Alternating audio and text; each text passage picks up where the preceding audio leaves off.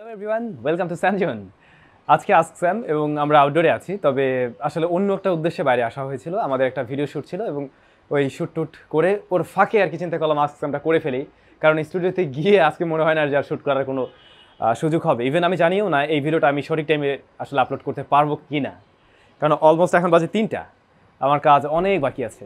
যাই হোক, চলে যাবো কমেন্ট সেকশনে। আমাদের প্রথম কমেন্টটি করেছেন সাজিদ বিন আবদুল্লাহ ভাই। স্যাম ভাই, অনেক দিন মোবাইলে স্ক্রিন প্রোটেক্টর বা গ্লাস প্রোটেক্টর লাগানো থাকলে মোবাইলের ডিসপ্লেটা টাচ প্যানেলে ক্ষতি হয়, কথাটি কতটুকু সত্যি? আর যদি ক্ষতি হয় তাহলে কতদিন পর পর স্ক্রিন বা গ্লাস প্রোটেক্টর লাগাতে হবে, মানে চেঞ্জ করতে হবে আর কি? দীর্ঘদিন একটা গ্লাস প্রোটেক্টর ব্যবহার করলে অনেক সময় ওই আঠা থেকে নিচের মেইন ডিসপ্লেতেই এক ধরনের দেখবেন ছোটো ছোটো স্পট পড়ে যায়। সো কিছুদিন পরে এটা চেঞ্জ করা উচিত, লাইক সেটা আপনি 6 মাস পরেও করতে পারেন। আর অনেক সময় দেখবেন যে ধরুন গ্লাসের পাশে একটু একটু ভেঙে গেল এবং সেই জায়গায় কিন্তু ময়লা জমে যায়। পরে যখন আপনি গ্লাসটা তুলে ফেলবেন তখন ওই সমস্ত এরিয়াতে হালকা একটা মানে কেমন যেন একটা দাগের মতো হয়ে থাকে। তো মাঝে মধ্যে আসলে এটা চেঞ্জ করা উচিত আমার মনে হয়। বিজয় দাস ভাই, আমার একটা প্রশ্ন, ভাইব্রেশন কি মোবাইলের ক্ষতি করে? যেমন মোবাইলে কল দিলে বা ব্যাক বাটন চাপ দিলে, টাচ করলে ইত্যাদি অপশনে ভাইব্রেশন ইউজ করলে কি ক্ষতি হবে? ভালোবাসা অবিরাম। অনেক লাইক রয়েছে এখানে। আমরা এরকমটা অনেক আগে থেকে শুনে আসছিলাম যে মোবাইলে ভাইব্রেশন ব্যবহার করলে মোবাইল ক্ষতিগ্রস্ত হয়, বেশি দিন মোবাইল টিকে না। যেটা হতে পারে আপনার মোবাইলের ব্যাটারিটা একটু বেশি বার্ন করবে, যেহেতু ওখানে একটা মোটর চলছে, যার ফলে ব্যাটারিটা অবশ্যই একটু তুলনামূলকভাবে বেশি বার্ন হবে। এর বাইরে মোবাইল ফোনে ক্ষতি হওয়ার সম্ভাবনা নেই। ফারাফে ভাই লিখেছেন, স্যাম ভাই, আমাদের মোবাইল ফোনগুলোর উপরে যে নেটওয়ার্কের 4টি দাগ বা চিহ্ন থাকে, ওই চিহ্নগুলোকে কি বলে? Love from Uttara. নেটওয়ার্ক বার বলে ভাইয়া।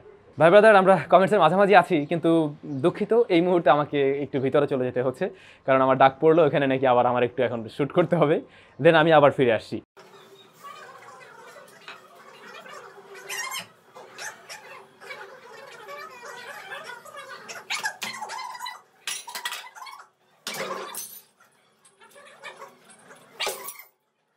ইয়াস, চলে আসলাম, ভিতরে শ্যুট শেষ, চলে যাবো কমেন্ট সেকশনে। সিজার আহমেদ ভাই, আইফোনে তো একটি সিম ব্যবহার করা যায়, কিন্তু আইফোনে ই সিম থাকাকালীন সিম স্লট দিয়ে কি আরও একটি সিম ব্যবহার করা যাবে? যে আইফোনটাতে ই সিম সাপোর্ট করে অবশ্যই আপনি একটি ফিজিক্যাল সিমের পাশাপাশি ই সিম ব্যবহার করতে পারবেন, সমস্যা নেই। মোহিত ভাই লিখেছেন, স্যাম ভাই, মোবাইল ফটোগ্রাফির জন্য কিছু কম দামি লেন্সের ভিডিও দেন প্লিজ, লাভ ফ্রম বরিশাল। আমরা কিন্তু এর আগে একটা ভিডিও দিয়েছিলাম যেখানে কম দামি বেশ কিছু লেন্স শেয়ার করা হয়েছিল। তো আমি আবার ট্রাই করবো নিজে আগে কিনি, তারপরে আপনাদের উদ্দেশ্যে অবশ্যই এরকম একটা ভিডিও আসবে। ইসলামিক টিভি, স্যাম ভাই, নতুন মোবাইল কেনার পরে কত সময় চার্জ দেওয়া ভালো, দয়া করে জানাবেন। এইটা নিয়ে এক ধরনের মিথ রয়েছে, আমরা অনেকেই মনে করে থাকি মোবাইল ফোন কিনে অবশ্যই মিনিমাম 8 ঘন্টা চার্জ দিতে হবে। এখনকার ফোনগুলো 2-2.5 ঘন্টার মধ্যে ফুল চার্জ হয়ে যায়, কিন্তু আর যেগুলোতে ফাস্ট চার্জিং সিস্টেম রয়েছে সেগুলো তো আরও দ্রুত চার্জ হয়। তো চার্জ হয়ে গেলে আপনি খুলে ফেলবেন, সেটা নতুন হোক আর পুরাতন ফোন হোক, খালি খালি চার্জে বসিয়ে রাখার কোনো প্রয়োজন নেই। সাইমন আলম ভাইয়া, ফোনের নির্দিষ্ট চার্জার দিয়ে চার্জ না করে অন্য কোনো ফোনের চার্জার দিয়ে চার্জ করলে কি কোনো ক্ষতি হয়?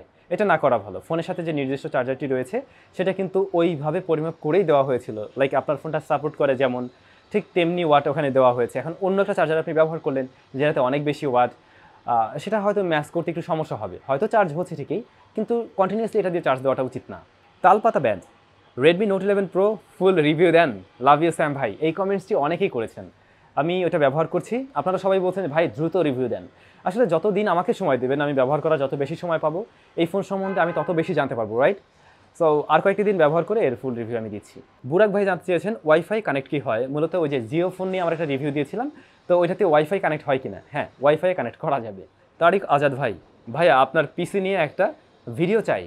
হ্যাঁ, খুব শীঘ্রই আমাদের পিসি নিয়ে আমরা একটা ভিডিও দেবো, একটা ওভারভিউ তুলে ধরা ট্রাই করবো, আমার ইউজার এক্সপিরিয়েন্স শেয়ার করবো। ওই পিসিটাতে নতুনত্ব আনার আমি ট্রাই করছি, তো ওই নতুনত্বটুকু আমি যোগ করে দেন আপনাদের জন্য আমি ভিডিও নিয়ে আসছি। নিশান ভাই, আর্ন করার অ্যাপ সাজেস্ট করেন। আসলে ভাই এই ব্যাপারে আমার খুব একটা আইডিয়া নেই যে কোন অ্যাপ্লিকেশন ব্যবহার করে আপনি টাকা পয়সা ইনকাম করতে পারবেন। ইদানিং দেখলাম ওই যে ফেসবুকে ইউটিউবে ভিডিও দেখতে গেলে বিভিন্ন রকমের অ্যাড আসে, কী যেন এক্সপার্ট অপশন, এরকম আরও যেন কী কী, এগুলোর ব্যাপারে আমার আসলে কোনো আইডিয়া নেই ব্রাদার। ব্যাড জোন ভাইয়া, সেকেন্ড হ্যান্ড আইফোনের ভিডিও কবে দিবেন? ভাইয়া আমি যে আইফোন নিয়ে ভিডিওটি দেওয়ার কথা বলছি ওটা সেকেন্ড হ্যান্ড না, ওটা নতুন ফোনেই বলা যায়। নতুন ফোনেই বলা যায় না, আসলে নতুন ফোনেই, বাট পুরাতন মডেল।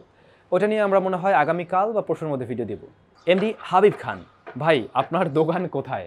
ভাই আমার তো কোনো দোকান নেই, আমরা যে ফোনের রিভিউগুলো দিয়ে থাকি বা যে প্রোডাক্টের, সেগুলোর কোনো না কোনো স্পন্সর থাকে, বা অনেক সময় আমরা কিনেও রিভিউ করি।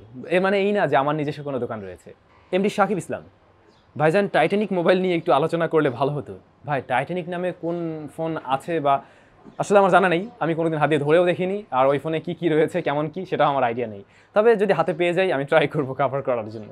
আব্বাস হাওলাদার, ই সিম 7 তারিখে চালু হচ্ছে না। হ্যাঁ ভাইয়া, আমরা যখন ভিডিওটা তৈরি করি তার আগে জানতে পেরেছিলাম যে 7 তারিখে এটা হবে। ইভেন গ্রামীণ ফোন থেকেও তেমনটা আমরা শুনতে পেয়েছিলাম, তাদের পেজে মেবি তারা একটা কোনো আপডেট দিয়েছিল। বাট পরবর্তীতে এখন জানলাম, মানে ভিডিও আপলোড করার পরে জানলাম যে না, 7 তারিখে হচ্ছে না। সো 7 তারিখ থেকে আপনারা ই সিম পাচ্ছেন না, বাট পরবর্তীতে কবে পাবেন সেটা অবশ্যই জানতে পারবেন আই হোপ, বা আমাদের টেক নিউজ আমরা কাভার করবো। ভাই ব্রাদার, আজকে টেক নিউজটা একটু, টেক নিউজ তো না, আজকের আজকের পর্বটা আমরা একটু ছোট করছি। এর কারণ হলো আমি তো দেখলেনই যে শ্যুটের মধ্যে দিয়ে একবার ভিতরে গেলাম, ভিতরে গিয়ে আবার ফটোশ্যুট করে এখানে আসলাম। তো দৌড়োদৌড়ির এই কারণে আসলে আজকে আমি 15টা কমেন্টসের উত্তর দিচ্ছি। বাট আগামী রবিবার থেকে আবার কন্টিনিউ ঠিকভাবে আপনারা সব কিছু পাবেন। সবাই ভালো থাকবেন, সুস্থ থাকবেন।